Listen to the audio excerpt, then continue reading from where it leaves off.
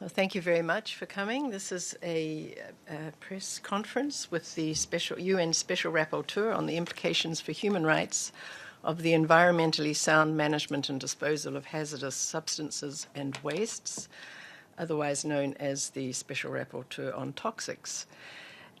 His name is Mr. Baskut Tuncak, and he will make a few introductory remarks, and then we will open it for questions. Thank you very much for coming, and please go ahead. Great. Well, thank you. Good morning. I'll just move this up a bit to face you. Thank you. Today, my mandate is presenting its first report to the UN General Assembly, and so I wanted to take the opportunity to provide a little bit of background into the mandate and some of the issues that are being raised, as well as the content of the report that I'm presenting today. The mandate is largely around the exposure of people to toxic substances. It was created in the mid-90s, and as I mentioned, this is the first report that it's presenting to the General Assembly here in New York. Previously, it's presented only in Geneva to the Human Rights Council. The report I'm presenting today is divided into three parts. It provides a brief overview of some of the recent reports that have been presented at the UN Human Rights Council in Geneva. It highlights a few of the key cases that have come up under the mandate of pollution, contamination, people exposed to toxic consumer products, things of that nature, as well as waste. And it looks at a few opportunities that we have at present to elevate global protections, to eliminate some of these double standards that exist between countries that are being exploited by unscrupulous businesses through their supply chains. Earlier this morning, the mandate issued a press release on the situation in Fukushima, and this is one of the cases that's mentioned in the report.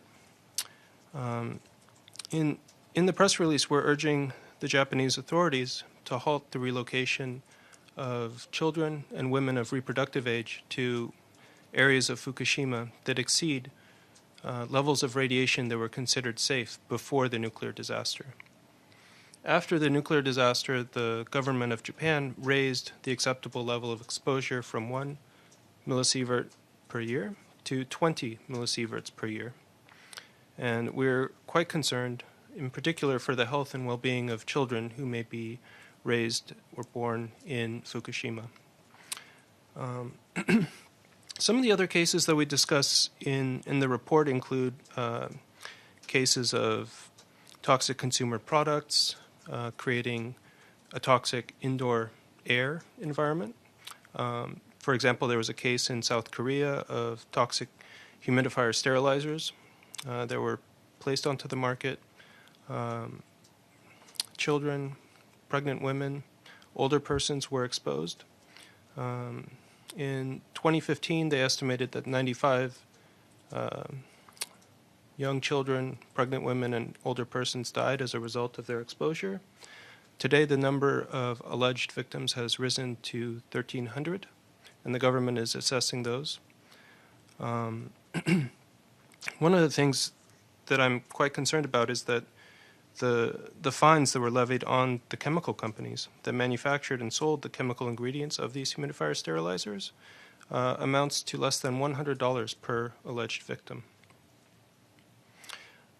Another case that I'd like to mention that's in the report is the situation concerning Roma and other minority communities that were housed in UN camps in Kosovo several years ago. Last year, the UN created a trust fund because many of these families that were housed in those camps were living essentially on toxic wasteland. The camps were constructed on toxic waste, and a number of the families are suffering from lead poisoning. And unfortunately, to date, no UN member state has committed any money to that trust fund, despite repeated pleas by the UN. There are several other cases in the report, but I wanted to now turn to the last section of the report, which is looking at two opportunities that we have at the international level to elevate protections globally. The first is a discussion on a global framework for chemicals and wastes. This has been an ongoing discussion, and it continues because there's a non-binding voluntary framework in place right now, which has a mandate through the year 2020. And so now we're discussing what to do with this non-binding policy framework, and whether the time has come for something more ambitious, a stronger framework at the global level. In my view, it's high time that we elevate the ambition globally on chemicals and wastes. Pollution's believed to be the single largest source of premature death in developing countries. More than HIV/AIDS, malaria, tuberculosis combined. The second is an urgent need for businesses to integrate the issues of toxic chemicals and pollution within their human rights due diligence.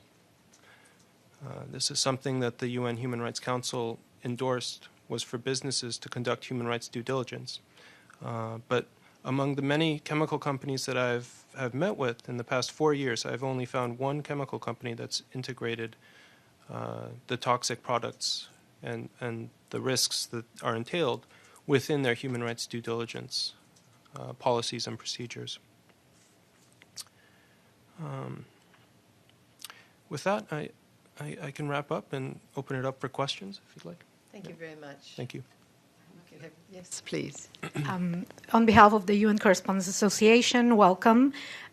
First of all, you mentioned the case of Fukushima, and I was wondering what other specific recommendations have you told the Japanese government, and what's been the response from the Japanese government? You said they've ignored some of the recommendations, but can you please elaborate a little bit on that? That's my first question. Thank you. Sure.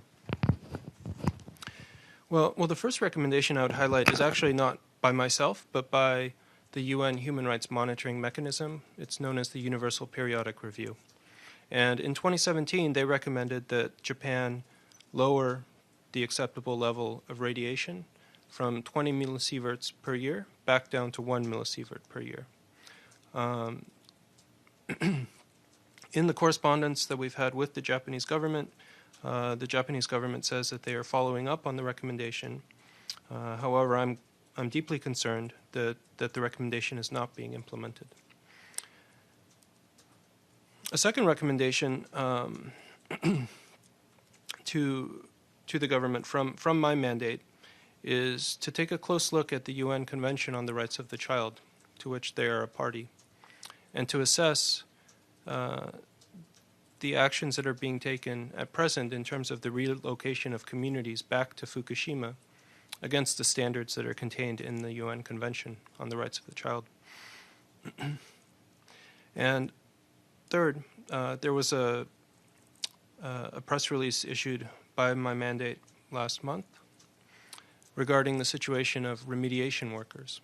And I've also recommended that the government increase its attention to the plight of tens of thousands of remediation workers and ensuring that their right to safe and healthy working conditions is being fulfilled. You may have heard that recently the government acknowledged that one worker who died of lung cancer, that was a result of his exposure to radiation in Fukushima. And quite interestingly, the level of radiation that he was exposed to in the past 5 years was below the international community's recommendation for acceptable exposure to radiation by workers. Thank you very much. Another question? And then we'll come back to you. Thank you. Also on Fukushima, I had a follow-up question. I'm sorry, could you tell us your media? My name is Kaori Yoshida from the Nikkei. Thank you. So back to Fukushima, on the level of radiation, were you able to assess the levels and how much? So for the level of radiation, and also could I ask about the risks that are there for those who are returning? Thank you. Well, thanks for your question. Personally, I have not been able to assess the radiation. I have been given figures from various groups that are on the ground, civil society groups as well as from the government. In many places, they exceed the 1 millisievert per year that the government had in place before the disaster. In the coming years, they will be allowing residents to return to some of the most contaminated areas as well, and we're quite concerned about that. I would just add that the government of Japan has a standing invitation to mandate holders such as myself to come and examine situations such as these. And despite pleas from civil society groups at the UN Human Rights Council for the past 3 years or more, they have not extended an invitation to my mandate. Yes, please. And a follow-up to that on the levels of radiation. You mentioned the government raised the levels of radiation after the incident. Like, was that based on any kind of reports on or research? What did they based on to say that that was a safer level? That would be a very good question for the Japanese government in terms of justifying the actions and the decisions to raise the levels of what it considered to be acceptable exposure. I think you would have to ask the Japanese government for a detailed answer on that question. Thank you. More? Yes, please go ahead. Sorry, on a different topic, you mentioned also that there is lack of funding for the trust fund that was set up. Have you approached usual donors, and why do you think there is no funding, and how are you approaching these? Or I don't know if you or anyone else is taking action and trying to get this funding for the trust fund. Yes, this is a situation that the mandate has been following for a few months now. We have been engaging with the UN, but not with the member states yet. There is at present, despite repeated requests by the UN, there is no money in the trust fund at all for the victims. One of the things that we will be looking at is the situation in Haiti regarding cholera and the responsibility of the UN for the outbreak of cholera in Haiti, and what sort of parallels there may be between that incident and this incident in Kosovo regarding the UN as an entity and its own responsibilities. Okay, thank you. Anything further? Yes? Sure, go ahead. So why is it the first time that you briefed the UNGA? Was that added to the mandate? Just to understand a little bit on why the importance on why you're briefing the UNGA now. Thanks. It's a good question. The request to report to the GA was in the resolution renewing the mandate last year, and I believe that the insertion of that request is a recognition that this is a more urgent issue, an increasingly urgent issue that requires greater global attention, as well as a recognition that there are ongoing discussions here in New York of great relevance to the issue of toxic chemicals and wastes, such as the Global Pact, such as calls for recognition of a global recognition of the right to a healthy environment, as well as the future framework that I alluded to earlier on chemicals and wastes. Okay, Yeah. Great. Any other questions? Okay, we'll draw to a close. Thank you very much for coming. Thank you. Thank you. It's very interesting.